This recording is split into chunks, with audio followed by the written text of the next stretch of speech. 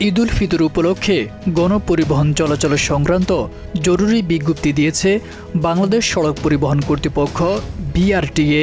বিশেষ প্রয়োজনে যোগাযোগের জন্য হটলাইন নম্বর দিয়েছে কর্তৃপক্ষ। 16 মার্চ এক বিজ্ঞপ্তিতে বলা হয়েছে, পবিত্র ঈদ উল ফিতরের আগের 3 দিন এবং পরবর্তী 3 দিন অর্থাৎ 17 মার্চ থেকে 23 মার্চ পর্যন্ত মহাসড়কে ট্রাক, কাভার্ড ভ্যান ও লরি চলাচল বন্ধ থাকবে।